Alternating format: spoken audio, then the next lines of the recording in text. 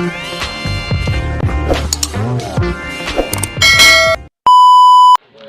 guys, welcome to my vlog. For today's video, ituturo ko sa inyo kung paano magkondisyon ng 7 days.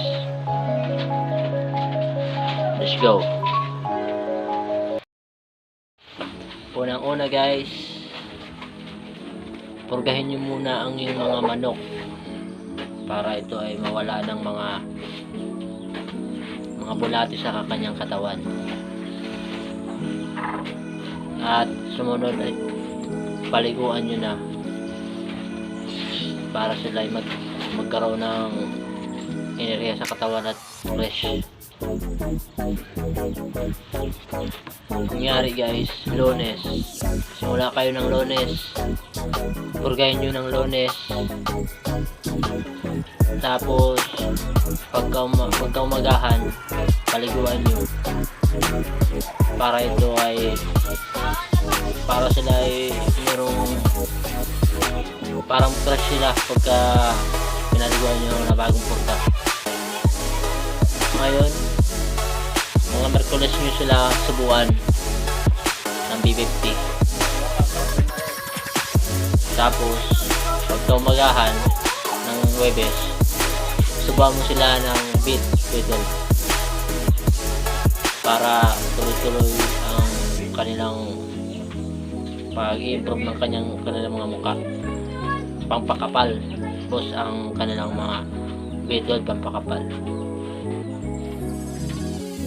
Tapos mga Biyernes, subuan mo sila ng B50 ulit. Umaga, mga alas 8, pagka bawag nyo ng pagpakain nyo ng manok ng umaga, isabay nyo ng B50.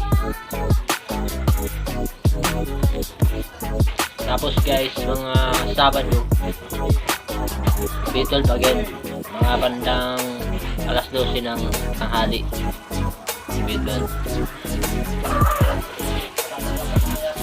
Tapos sa araw ng linggo mismo, subuhan nyo sila ng B50 umaga, mga bandang alas 6, para yung gamot nila namumuo sa katawan, hindi tutuloy yung dugo.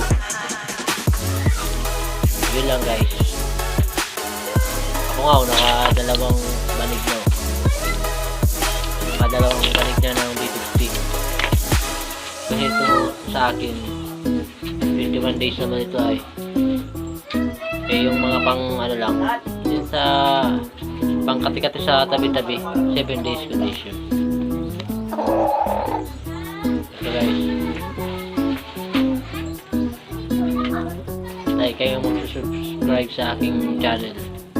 Salamat. And guys, naturo ko na sa inyo ang 7 days condition.